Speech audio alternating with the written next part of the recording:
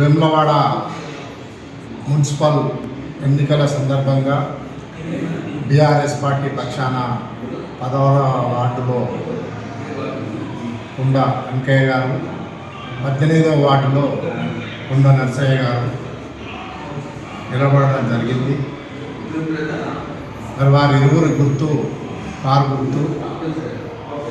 గుర్తు పైన 16వ వార్డు ప్రజలు, 18వ వార్డు ప్రజలు ఓటేసి కొండ కనకయ్యను, కొండ నర్సయ్యను గెలిపించాలని ఓటర్ మహాశయులందరికీ బీఆర్ఎస్ పార్టీ పక్షాన మరి మాజీ సర్పంచ్గా నా పక్షాన మీ అందరికీ విజ్ఞప్తి చేస్తున్నాను.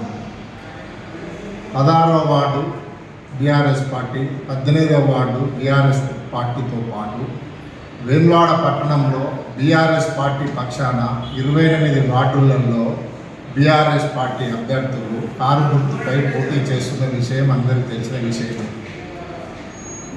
మున్సిపల్ మరొక మారు బీఆర్ఎస్ పార్టీ కైవసం చేసుకొని గతంలో మాదిరిగా వేములవాడ పట్టణము అన్ని రంగాలలో అభివృద్ధి చెందాలన్నా, వేములవాడ అభివృద్ధి పథంలోకి పయనించాలంటే మరోమారు మున్సిపల్ బీఆర్ఎస్ పార్టీ కైవసం చేసుకోవాల్సిన అవసరం ఎంతైనా ఉన్నందున 28 వార్డుల్లో బీఆర్ఎస్ పార్టీ అభ్యర్థులను గెలిపించాలని పట్టణ ప్రజలందరికీ మరోమారు విజ్ఞప్తి చేస్తున్నాను.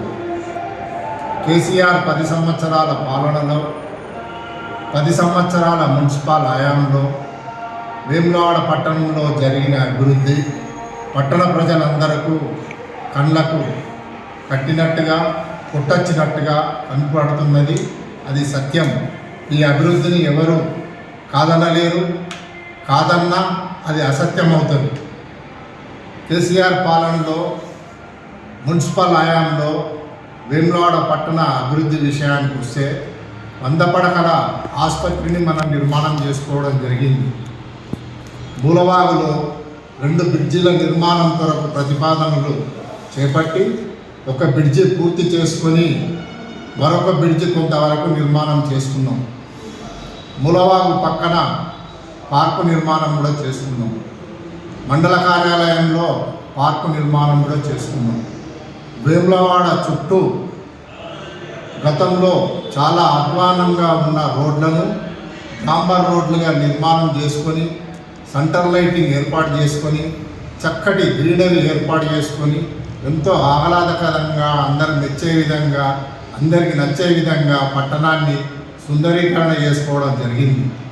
మున్సిపల్ పురపాలక సంఘ భవనాన్ని నిర్మించుకున్నాం, గ్రంథాలయ భవనాన్ని నిర్మించుకున్నాం, ఫైర్ స్టేషన్ను నిర్మించుకున్నాం, కూరగాయల మార్కెట్ కూడా నిర్మించుకోవడం జరిగింది.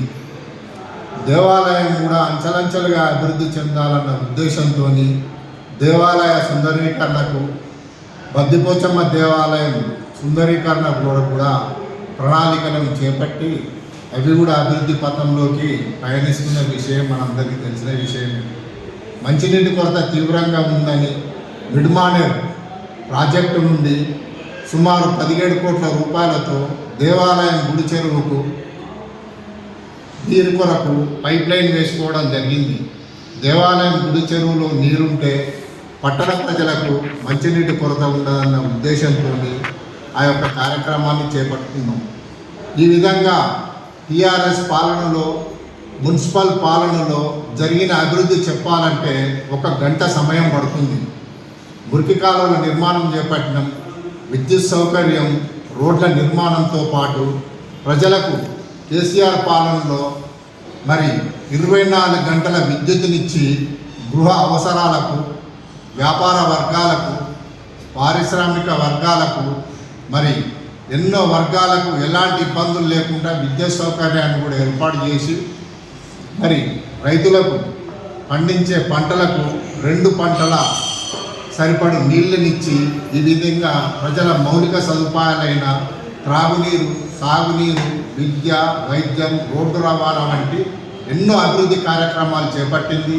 మరి అభివృద్ధిని చూసి బీఆర్ఎస్ పార్టీకి ఓటేసి బీఆర్ఎస్ పార్టీ అభ్యర్థులను గెలిపించి మరొక మారు మున్సిపల్ బీఆర్ఎస్ పార్టీ కైవసం చేసుకునే విధంగా, మున్సిపల్పై బీఆర్ఎస్ జెండా, గులాబీ జెండా ఎగిరే విధంగా పట్టణ ప్రజలందరూ ఆశీర్వదించి సంపూర్ణ సహకారాలు అందించి మరి మీ ఓటు కారు గుర్తుపై ఓటు వేయాలని మీ అందరినీ మరొక మారు బీఆర్ఎస్ పార్టీ నాయకునిగా మాజీ సర్పంచ్గా మిమ్మల్ని అందరినీ ప్రార్థిస్తున్నాను.